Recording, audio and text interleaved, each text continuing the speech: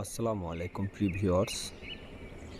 আজকে আমাদের এই যাত্রা হলো মৌডুবি জাহাজ মারার চর।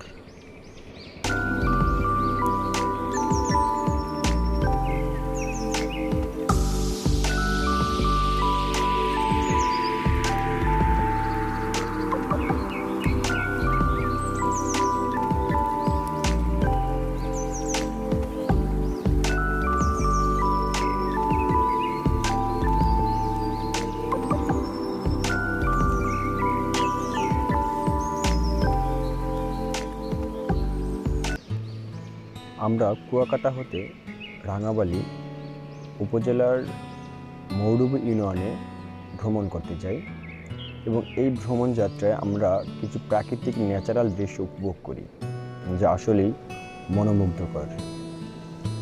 এই যে চরটা দেখতে পাচ্ছেন, প্রাকৃতিক যে চর ভাসমান, এখানে কিন্তু গরু, মহিষ, হাজারো রকমের পশু প্রাণী এখানে কিন্তু তাদের খাদ্য গ্রহণ করে।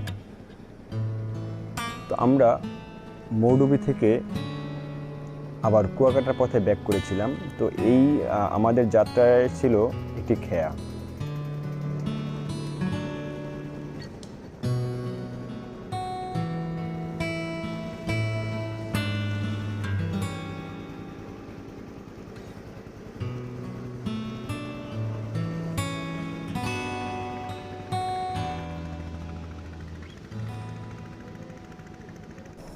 নদীতে যখন ভাটা হয় তখন এই যে গাছগুলো দেখা যায় এবং গরু মহিষ এসে এই গাছগুলোর পাতা খায় এবং তাদের খিদা নিবারণ করে।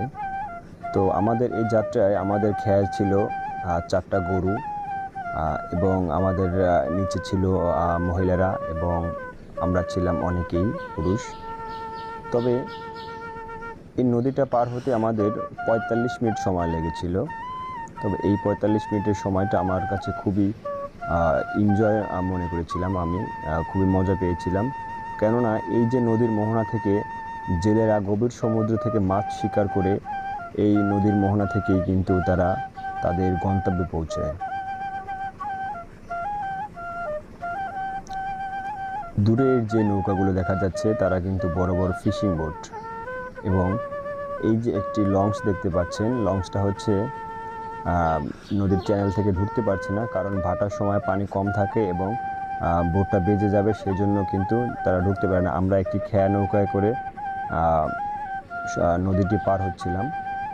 তো আমাদের আসলে সময়টা খুব ভালোই যাচ্ছিল এবং আমি উপরে ছিলাম, সে কারণে কিন্তু ভিডিওটি খুব সুন্দর স্মুথলি নিতে পারছি। এবং সেই মৌডুবি আমরা যেখানে আমাদের গন্তব্য ছিল জাহাজ মারার চর, সেখানে গিয়ে আমাদের আসলে খুবই একটু ভালো লাগছিল, কারণ জাহাজ মারার চরের নামকরণের পিছনে একটি কারণ আছে। ব্রিটিশরা যখন এই বাংলাদেশ শাসন করতো এবং ব্রিটিশদের একটি জাহাজ, যেটি বাণিজ্যিক জাহাজ, এখানে এসে আটকা পড়ে এবং এখানেই তার শেষ হয়ে যায়, সে কারণে কিন্তু এই চরটার নামকরণ করা হয় জাহাজ মারার চর।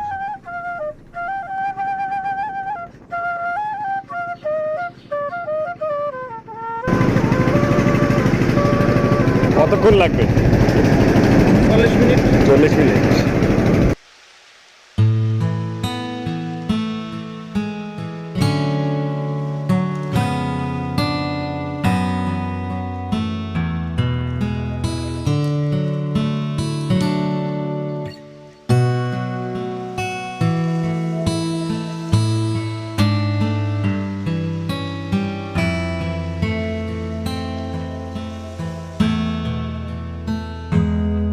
তোমার কি ভয় লাগতেছে?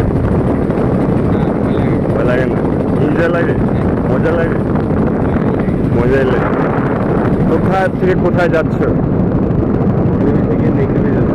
মৌডুবি থেকে মেঘডুবি। ও, ছাতায় ডুবি না মেঘডুবি?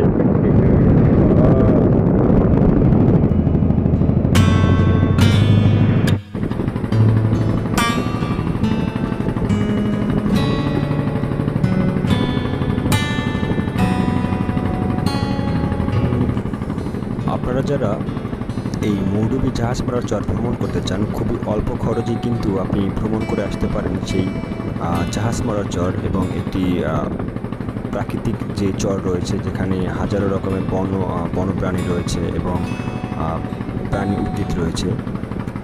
আপনি কুয়াকাটা থেকে বালিয়াতলি খেয়াঘাটে যাবেন মাত্র 120 টাকা মোটরসাইকেল করে পার ম্যান জনপ্রতি, এবং সেখান থেকে খেয়ায় করে আপনি মাঝে মাঝে খেওয়া পাওয়া যায়, মাঝে মাঝে আবার স্পিড বোট পাওয়া যায়। তো খেয়ায় ভাড়া নেবে 150 টাকা এবং স্পিড বোটে ভাড়া নেবে 200 টাকা করে জনপ্রতি। আপনি পৌঁছে যেতে পারবেন আপনার কাঙ্ক্ষিত স্পট, সেটা হচ্ছে মৌডুবি। সেই মৌডুবি সেখান থেকে আপনি যেখানে আপনার খেয়ায় নামাই দেবে সেখান থেকে একটি বাইক নেবেন, আপনি সেখানে অ্যাভেলেবেল বাইক আছে, বাইককে বললেই হবে যে আমি জাহাজ মারার চরে যাব। তো আপনাকে মাত্র 100 টাকায় কিন্তু জাহাজ মারার চর নিয়ে আসবে এবং নিয়ে যাবে এবং নিয়ে আসবে। তো খুবই অল্প খরচে আপনি কিন্তু এই জাহাজ মারার চরে গিয়ে ভ্রমণ করে আসতে পারেন এবং একটি প্রাকৃতিক পরিবেশময়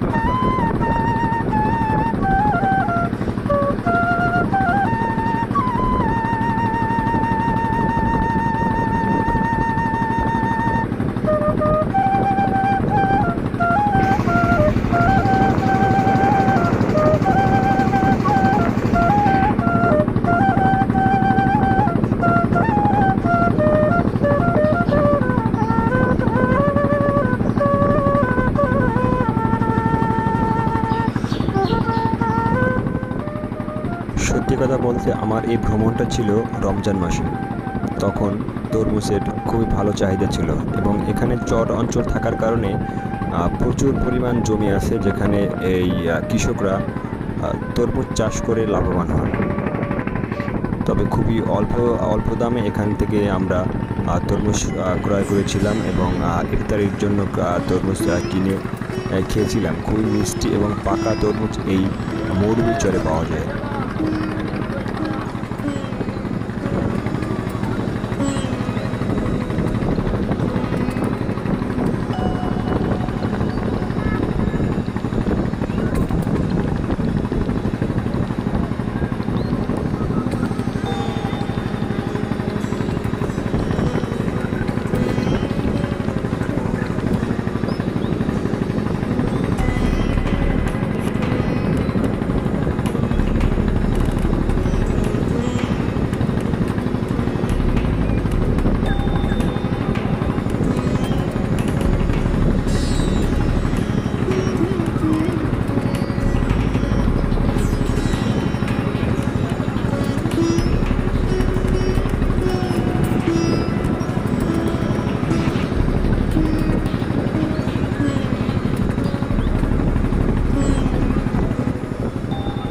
জীবন এবং জীবিকা কতটা কঠিন তা আপনি মৌডুবির চরেই আসলে বুঝতে পারবেন।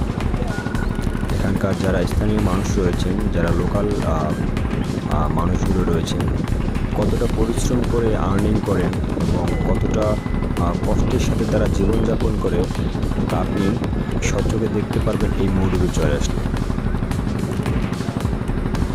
আমরা মৌডুবি থেকে ব্যাক করেছিলাম মাত্র 3 দিনের ভিতরে, কেননা আমরা গিয়েছিলাম একটি আমাদের মূলত একটা কাজ ছিল সেখানে। তো সে কাজটা শেষ করে আমরা 3 দিনে ব্যাক করেছি। তো দেখুন আসলে এই যে জীবিকার কতটা কঠিন। একজন মহিলা মানুষ, সেও কিন্তু নৌকায় খেয়া বাচ্ছে। তবে সবচেয়ে আকর্ষণীয় বিষয় হচ্ছে আমরা যখন প্রথম দিন আমি ভিডিও করতে পারি নাই, কারণ হচ্ছে মোবাইলটা তখন পকেটে ছিল, সে কারণে ভিডিওটা করতে পারিনি। প্রথম দিন যাওয়ার সময় এই নদীতে তখন ভাটা ছিল, একেবারে অনেক ভাটা ছিল, তখন পানি কম ছিল। যারা রেণুপোনা ধরে সেই সমস্ত মানুষরা এই খালের ভিতরে তারা বেন্তি জাল পাতে, এবং যে কারণে আমরা স্পিড বোট নিয়ে বারবার কিন্তু আমাদের স্পিড বোটের পাখায় সেই রশি বেঁধে যায় এবং পড়ে যায়। আমরা আমাদের সেই যাত্রায় দুজন মহিলা পানির ভিতরে পড়ে গিয়েছিল, কেননা ওই যে যখন স্পিড বোট টান দিল তখন নিচে রশি বাজছে, ধাক্কা পেয়েছে, তখন মহিলারা পড়ে গিয়েছিল নদীতে। এখানে যারা লোকাল রয়েছেন ওনাদেরকে আসলে অনেক বোঝানোর পরও তারা বোঝে না আসলে যে এটা নদী, এটা নদীতে আসলে এরকম আটকে রাখাটা উচিত না। ওনাদের সাথে কথা বলেছি, ওনারা আসলে খারাপ বিহেভ করে, কেননা জানি না কোন ক্ষমতার জোরে বা কোন বলে তারা এরকমের বিহেভটা করলো। তবে আমার কাছে সবচেয়ে বেশি কষ্টকর এবং সবচেয়ে বেশি খারাপ লাগছে যেটা হলো গিয়ে এই যে যারা পোনা মাছ ধরে তারা যে বেন্তি জাল পাতে যে নদীগুলো চ্যানেলগুলো আটকায় রাখছিল, যেই কারণে খুবই খারাপ লাগে এবং কষ্ট লেগেছিল। যদিও আবার মন্দিরে গিয়ে সব কিছু ভুলে খুবই ভালো একটা সময় পার করেছিলাম, এবং আমাদের এই যাত্রা এখানেই শেষ। সকলে ভালো থাকবেন। আসসালামু আলাইকুম, দেখা হবে।